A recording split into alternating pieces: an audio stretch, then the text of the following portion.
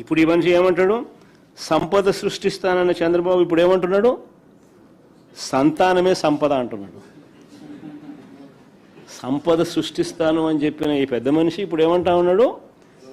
సంతానమే సంపద అంటున్నాడు. అని అంటూ ఏమంటున్నాడు?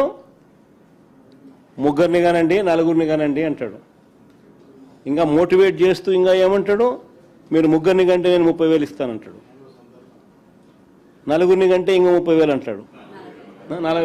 40,000 ఇస్తానంటున్నాడు. ప్రజలంతా మొత్తుకుంటా ఉన్నారు. అయ్యా 30,000 కథ, 40,000 కథ దేవుడు ఎరుగు, 3వ సంతానం 4వ సంతానం కథ దేవుడు ఎరుగు.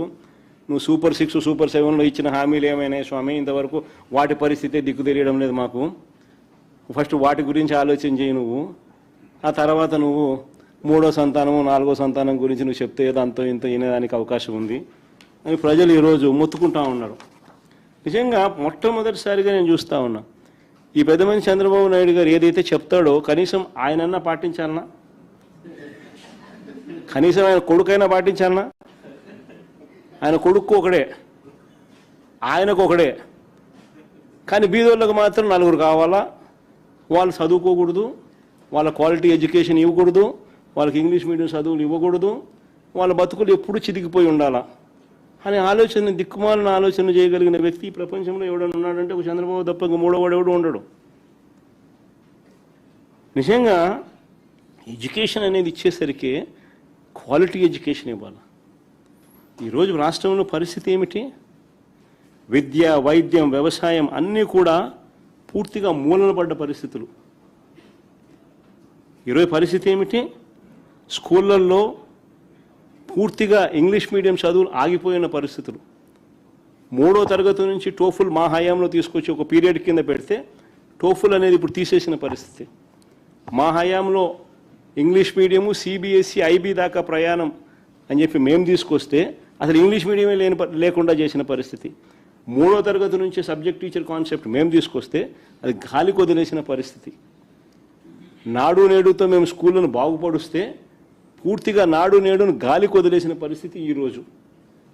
6వ తరగతి నుంచి ప్రతి క్లాస్ రూమ్ను డిజిటైజ్ చేసి ప్రైవేట్ స్కూళ్ళు గవర్నమెంట్ స్కూళ్ళతో పోటీ పడే పరిస్థితి మా హయాంలో మేము తీసుకొస్తే ఈరోజు గవర్నమెంట్ స్కూళ్ళల్లో చేర్పించడానికి తల్లిదండ్రులు మళ్ళీ హెసిటేట్ చేస్తూ ఉన్న పరిస్థితి చంద్రబాబు నాయుడు హయాంలో. 8వ తరగతి పిల్లలకు గవర్నమెంట్ స్కూళ్ళలో 8వ తరగతికి వచ్చేసరికి ఆ పిల్లల చేతుల్లో ట్యాబులు పెట్టి ఒక మంచి మేనమామల ఆ పిల్లలను మేము చదివిస్తే ఈరోజు పిల్లలను ట్యాబులు కథ దేవుడు ఎరుగు, కనీసం గోరుముద్దలో కూడా క్వాలిటీ లేని పరిస్థితిలో ఈరోజు స్కూళ్ళు నడుస్తూ ఉన్నాయి. ఈరోజు ఫీజు రీయింబర్స్మెంట్ లేదు, విద్యా దీవెన లేదు, వసతి దీవెన లేదు, చదువులు ఆపేస్తా ఉన్న పరిస్థితి. స్కూళ్ళు, హాస్టళ్ళు, అంగన్వాడీల్లో ఈరోజు సరిగ్గా సరైన పౌష్టికాహారం అందక ఈరోజు పిల్లలు హాస్పిటలైజ్ అవుతా ఉన్న పరిస్థితులు. హాస్పిటల్లో నాశనం చేసినారు. విలేజ్ క్లినిక్ల దగ్గర నుంచి, పిహెచ్సిల నుంచి నాడు నేడు తీసుకొచ్చి అన్ని హాస్పిటల్స్ను రిఫార్మ్స్లో మేము చేస్తే 0 వేకెన్సీ పాలసీ తీసుకొచ్చి సూపర్ స్పెషాలిటీ వైద్యులు గవర్నమెంట్ హాస్పిటల్లో కొరత లేని పరిస్థితి మా హయాంలో ఉంటే ఈరోజు పూర్తిగా అన్ని నాశనం అయిపోయిన పరిస్థితి. 17 కొత్తగా మెడికల్ కాలేజీలు కట్టడానికి మేము శ్రీకారం చుడితే కేవలం 5,000 కోట్లు ఖర్చు చేస్తే చాలు ఆ 17 మెడికల్ కాలేజీలు పూర్తయిపోయి బ్రహ్మాండంగా నడిచే పరిస్థితిలోకి తీసుకురావాల్సిన 17లో ఆల్రెడీ మా హయాంలోనే 3 అయిపోయినాయి. మిగిలినటివన్నీ కూడా మిగిలినవి కూడా రకరకాల స్టేజుల్లో ఉన్నాయి.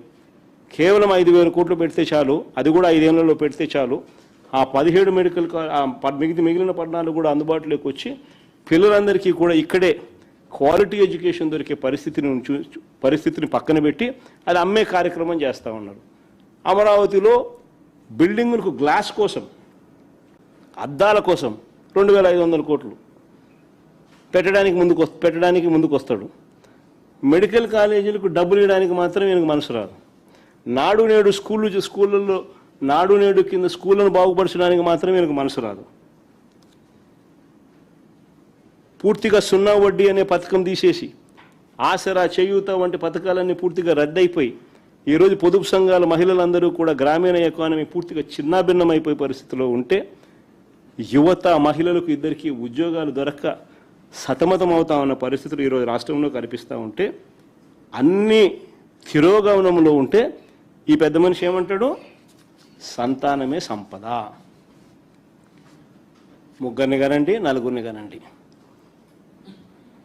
అని ఈయన అంటాడు. ఒకవైపు నేను ప్రభుత్వంలో వ్యవస్థలన్నీ ఇంత దారుణమైన పరిస్థితిలో ఉంటే క్వాలిటీ ఆఫ్ లైఫ్ అనేది చంద్రబాబు నాయుడు హయాంలో ఇంత అధ్వానమైన పరిస్థితిలో ఈరోజు కనిపిస్తూ ఉంటే దానిని మెరుగుపరచాల్సింది పోయి ఈ పెద్ద మనిషి ముగ్గురిని కనండి, నలుగురిని కనండి అని చెప్పి ఈరోజు అన్నిటికన్నా బాధ ఏమిటంటే మహిళలను పిల్లలను పుట్టించే యంత్రాలుగా భావించడమే చంద్రబాబు చేస్తూ ఉన్న అతి దిగజారుడు రాజకీయము మాటలు.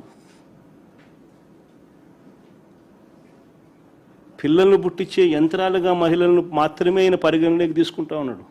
కాదు, మహిళలు బాగుంటేనే కుటుంబాలు బాగుంటాయి, మహిళలు సంతోషంగా ఉంటేనే గ్రామీణ ఆర్థిక వ్యవస్థ నిలబడుతుంది, రాష్ట్ర ఆర్థిక వ్యవస్థ నిలబడుతుంది.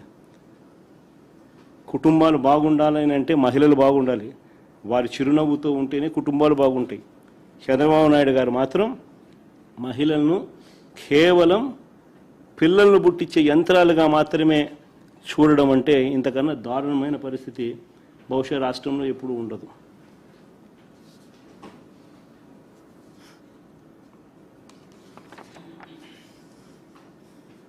లాస్ట్లో ఇంకొకటి, ఇంత దారుణమైన పాలన ఒకవైపు చంద్రబాబు చేస్తూ మరోవైపున తన కొడుకు చేత, చంద్రబాబు నాయుడు కొడుకు ఈ మధ్యకాలంలో ఏమంటా ఉన్నాడు? Both are not the same అంట. బాలకృష్ణ డైలాగులు ఈయన కొడతా ఉన్నాడు, both are not the same అని పబ్లిక్ మీటింగ్స్లో ఈయన డైలాగ్ కొడతా ఉన్నాడు. గవర్నెన్స్ మీద ఈ లోకేష్ అనే చంద్రబాబు నాయుడు గారు అనే కొడుకు, అవునయ్యా, both can never be same. Chandrababu Naidu గారు కొడుకు చెప్తా ఉన్నా, చంద్రబాబు నాయుడు చెప్తా ఉన్నా, both can never be same. వెన్నుపోటుతో పార్టీని పెట్టి పార్టీ గుర్తును దోచేయడం మీ హిస్టరీ, ఎదరొడ్డి నిలబడి ప్రజా మద్దతుతో గవర్నమెంట్ స్థాపించడం మా హిస్టరీ. ఏం లేదండి, అది బ్రహ్మాండమైన టూరిజం ప్లేస్. ఇప్పుడు ఒక్కటి, ఆంధ్రప్రదేశ్కి సరైన రాజధాని లేదు.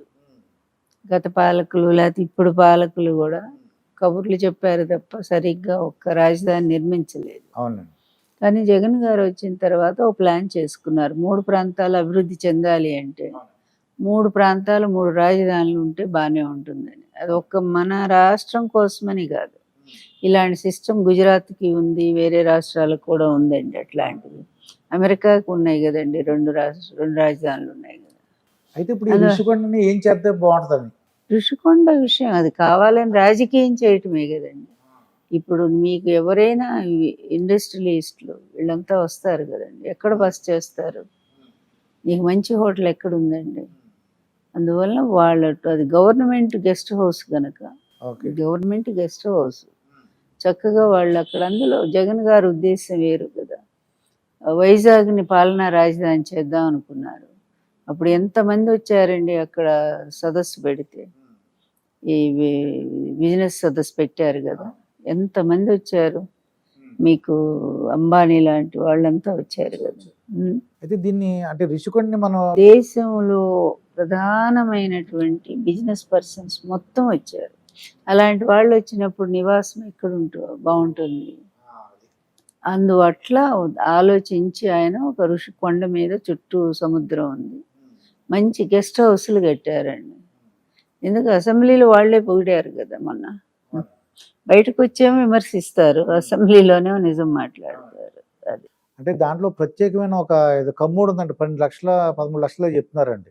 ఏమండి, లోకేష్ తిన్న భోజనం అంత కాదు అది, నిజం చెప్పాలి. లోకేష్ తిన్న భోజనం 70-80 లక్షలు అయింది అప్పుడు. మరి ఒక మినిస్టర్ అంత భోజనం చేశాడంటే ఇది గవర్నమెంట్ అండి, ఇది జగన్ సొంతం కాదు కదా, ఆయన సొంత ఇంట్లో కట్టుకోలేదు కదండి. ఎవరు ప్రభుత్వం వచ్చినా సరే అందరూ వాడుకునేదే కదా, అది ప్రభుత్వ ఆస్తి. అది అంటే ఆ కమ్ముడు ప్రత్యేకత అంటే మీరు విన్నారో లేదో ఏమో తెలియదు. ఏంటంటే ఏం లేదు, అక్కడ కూర్చుంటే అంటే ఇంకా అదే క్లీన్ చేసేస్తుంది, అదే ఫ్లష్ అవుట్ చేస్తుంది, అదే క్లాత్ ఏవో చెప్తున్నారు. ఏం చెత్త ఏం పనికి నన్ను అడిగితే ఇలాంటివన్నీ వేస్ట్ అండి, మాట్లాడటం కూడా అసహ్యంగా కూడా ఉండదు కదా, ఉంటుంది కదా. ప్రపంచంలో అది వెళ్ళండి. పూజ ఏం చేయాలనుకున్నావు, ప్రజలకి ఎలక్షన్స్ ముందు ఏ హామీలు ఇచ్చావు అవి నెరవేర్చు కదా. 6 ఫార్ములా ఏదో సూపర్ 6లు సూపర్ 7లు ఇన్ని ఇచ్చారు కదా, అవునండి. అవి నెరవేర్చకుండా జగన్ అట్లా చేశాడు కమౌట్ ఇలాగా, ఎంత దరిద్రంగా ఉన్నాయండి కామెంట్స్, అసలు కూడా ఆలోచించి అసహ్యంగా అనిపిస్తుంది. మీరు తెలుగు అకాడమీ చైర్మన్ గా ఏమేమి విజయాలు సాధించారు మేడం మీ ఆధ్వర్యంలో? ఎన్ని సంవత్సరాలు ఉన్నారు? నాయుడు గారు తెలుగు అకాడమీని పూర్తిగా భూస్థాపితం చేశారండి. ఇక్కడున్న తెలుగు అకాడమీని తీసుకురాలేదు, దాన్ని వదిలేశాడు ఆయన. కానీ జగన్ గారు వచ్చాక తెలుగు అకాడమీని తెచ్చి నన్ను చైర్పర్సన్గా చేశారండి.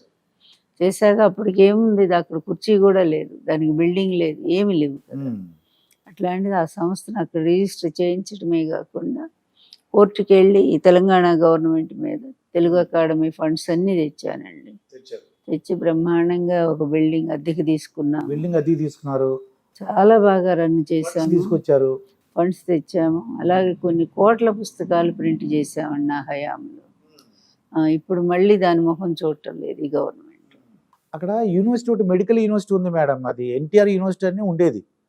దాన్ని అది కొద్దిగా బాధపడ్డారు ఎన్టీఆర్ అభిమానులుగా చాలా మంది బాధపడింది ఏంటంటే ఆ ఎన్టీఆర్ యూనివర్సిటీని వైఎస్ఆర్ యూనివర్సిటీగా మార్చేశారండి. అది జగన్మోహన్ రెడ్డి కాకుండా చంద్రబాబు మళ్ళీ వచ్చి ఉంటే ఆయనే మార్చి ఉండేవాడు. అది ఆ సంభాషణ మీరు వినే ఉంటారు. రాధాకృష్ణను చంద్రబాబు ఇద్దరు మాట్లాడుకుంది బయటకు వచ్చింది. అది ఓకే అండి. వాడి పేరు తీసేయాలి అని చెప్పి వాడు వీడు మాట. కానీ జగన్ గారి ఉద్దేశం ఒకటండి, 17 మెడికల్ కాలేజీలు జగన్ తీసుకొచ్చాడు. 17 మెడికల్ కాలేజీ. వాళ్ళ నాన్న డాక్టరు రాజశేఖర రెడ్డి గారు. అలాగే వాళ్ళు సొంత హాస్పిటల్ ఒకటి పేదవాళ్ళ కోసం నిర్వహిస్తూ ఉన్నారు కడపలో. అవునండి. ఎప్పటి నుంచో, ఇప్పుడు కాదు, రాజకీయాల్లో రాకముందు నుంచి ఇలా వైద్యంతోనే వాళ్ళ కుటుంబం ఉంది దాని వెంటే. అందువల్ల ఈ 17 మెడికల్ కాలేజీలు అతని హయాంలో వచ్చినప్పుడు అతని తండ్రి పేరు పెట్టుకోవాలనుకోవడం తప్ప అండి. వీళ్ళంతా కూడా మార్చరా, చెప్తా వినండి. ఒక్కటే ఆయన అన్నారు, ఒక యూనివర్సిటీ పేరు తీసేయటం కంటే ఒక జిల్లాకు ఆయన పేరు పెట్టాను, అది గొప్ప కాదా అని అన్నారు కదా. దీనికి బాధపడ్డవాళ్ళు దానికి సంతోషించాలిగా. ఏమండి, ఒక జిల్లా మొత్తంలో యూనివర్సిటీ ఎంత అండి, ఒక చిన్నదే కదా.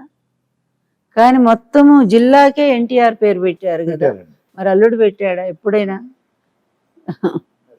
అందువల్ల ఈ చిన్న చిన్న విమర్శలకి ఏమండి, ప్రతి హయాంలో కూడా పేర్లు కాంగ్రెస్ వస్తే కాంగ్రెస్ పేర్లు పెట్టుకునేవాళ్ళు కదా.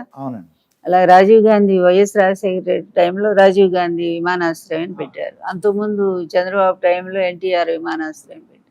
ఇలా పేర్లు మారుస్తే దానికి ఒక పెద్ద ఇష్యూ చేయాల్సిన అవసరం అంటే ఏం లేదండి, ఆల్రెడీ పేరు ఉంది కదా, మళ్ళీ తీయటం ఎందుకు? పేరు ఉన్నాయేనండి మార్చేది, ఆల్రెడీ పేరు ఉన్నాయే మారుస్తారు.